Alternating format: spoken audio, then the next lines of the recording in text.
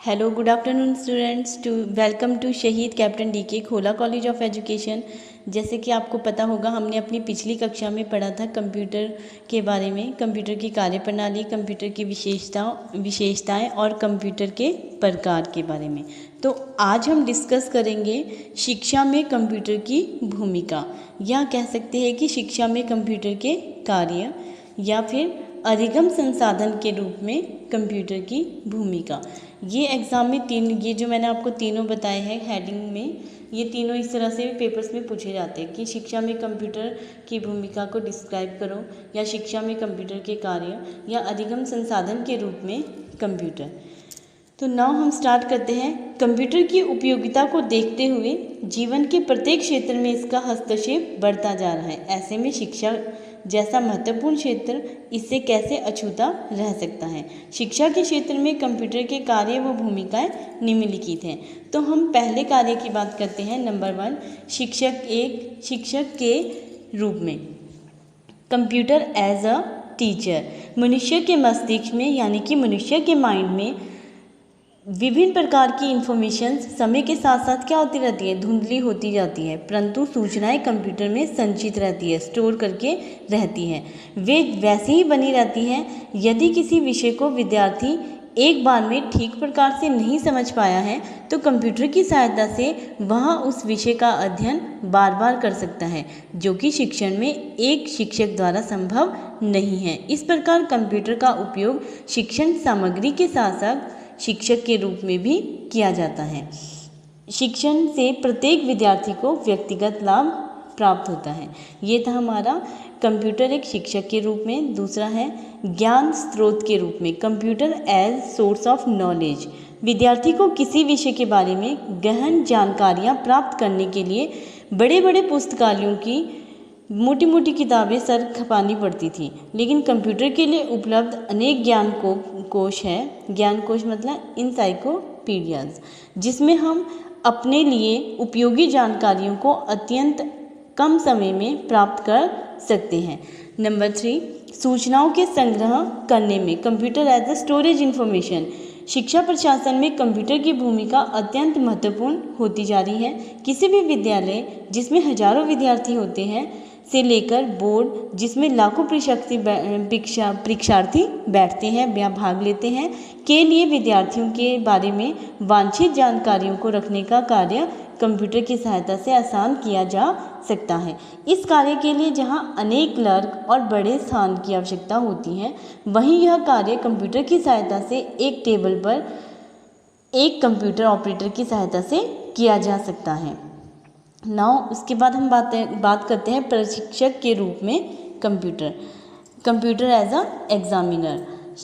शिक्षा प्रशासन का एक महत्वपूर्ण अंग है परीक्षा, एग्ज़ाम करवाना। परीक्षा अनेक विषयों की होती है जिसमें विभिन्न परीक्षार्थी परीक्षा देते हैं।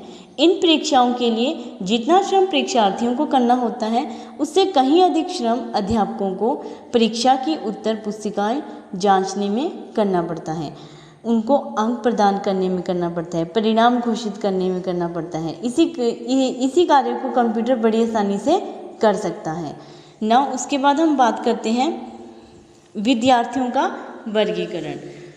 नेक्स्ट पॉइंट है हमारा विद्यार्थियों का वर्गीकरण। कंप्यूटर योग्यता के अनुसार विद्यार्थियों के वर्गीकरण तथा उनकी कार्य क्षमता के अनुसार मूल्यांकन करना सही रहता है। यानी कि कंप्यूटर के माध्यम से हम विद्यार्थियों का वर्गीकरण उनके स्तर के हिसाब से कर सकते हैं। नेक्स्ट है हमारा समय तालिका की तैयारी।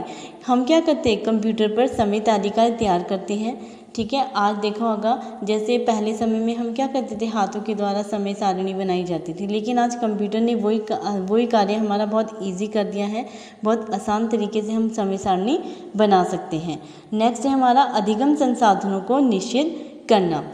कंप्यूटर व्यक्ति की आवश्यकताओं एवं रुचियों के अनुसार उसके लिए अधिगम संसाधनों एवं सामग्रियों का चयन निश्चय करता है। मीन्स कंप्यूटर क्या करता है, कंप्यूटर जो भी हम कंप्यूटर को कमांड देते हैं उसके अकॉर्डिंग हमें वो आंसर देता है। यानी कि जो हमने कमांड दी है, प्रयोगकर्ता द्वारा जो भी कमांड दी गई है, निर्देश दिया गया है, तो वो क्या करता है, व्यक्ति उसमें खुद की नीड, खुद की इंटरेस्ट के बारे में सोच के ही वो देता है।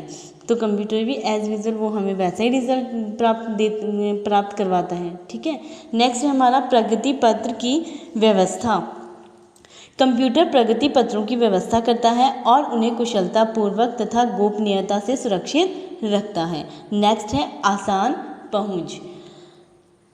कंप्यूटर द्वारा सूचनाओं में से निर्देशन तथा संदर्भ में वांछित सूचनाएं प्राप्त करना क्या होता है, ईजी होता है। कंप्यूटर से अगर हम कोई भी सूचनाएं लेना चाहते हैं तो वो ईजी वे में हम ले सकते हैं। फिर उसके बाद होती है प्रत्यक्ष अंतःक्रिया। कंप्यूटर विद्यार्थियों और विषय वस्तु की प्रत्यक्ष अंतःक्रिया प्रस्तुत करता है। फिर नेक्स्ट है हमारा ट्यूटोरियल एवं संवाद। कंप्यूटर एक ट्यूटर की भूमिका भी निभा सकता है।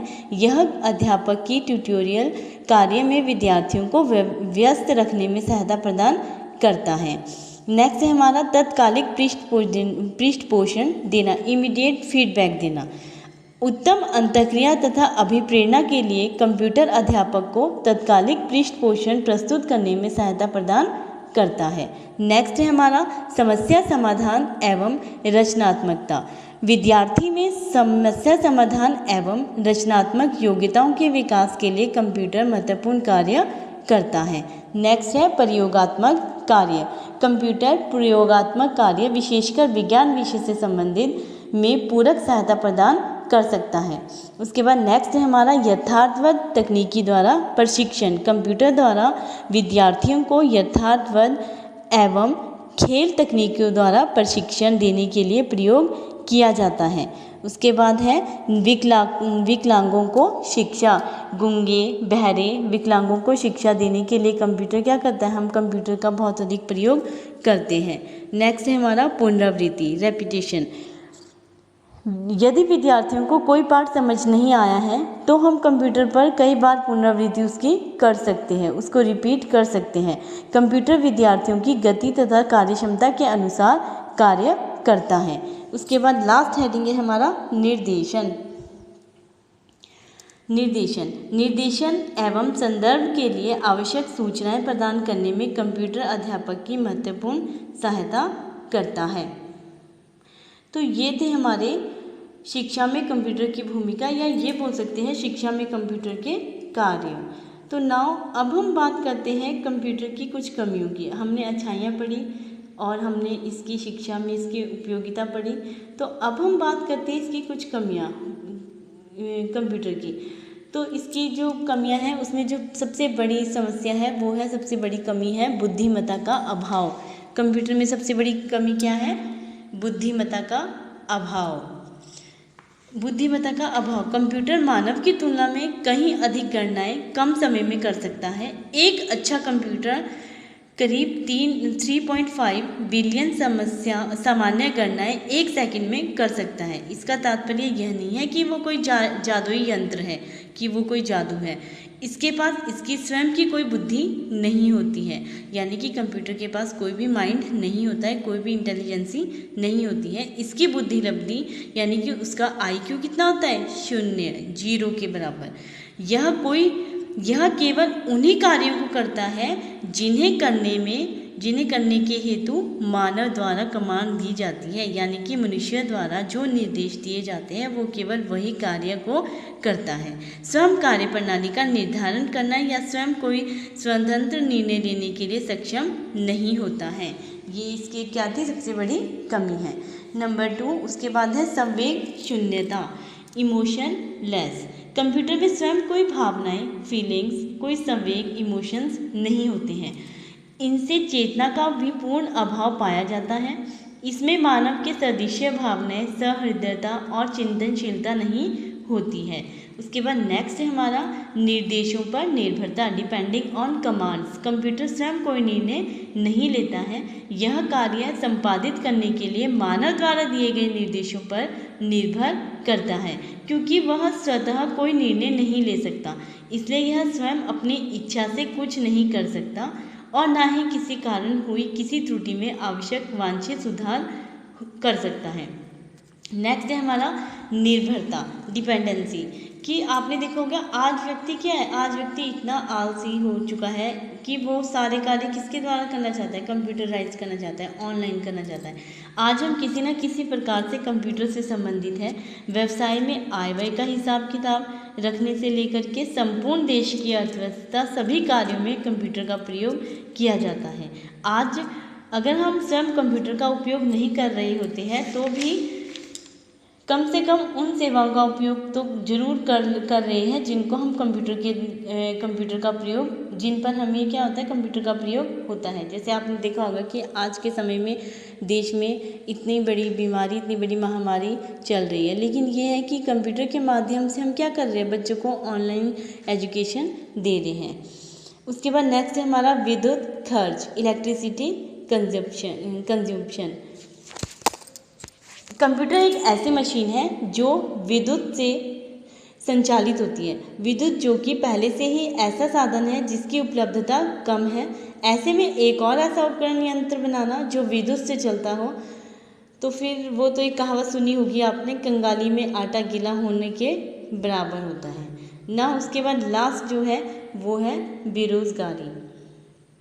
आज संपूर्ण विश्व के सामने जो एक सबसे बड़ी समस्या है वो है बेरोजगारी। ऐसे में एक ऐसी मशीन का उपयोग करना जो अकेले 10-10 व्यक्तियों के कार्य करने की क्षमता रखती हो, तो इस समस्या को और अधिक संघन करना है। धन्यवाद।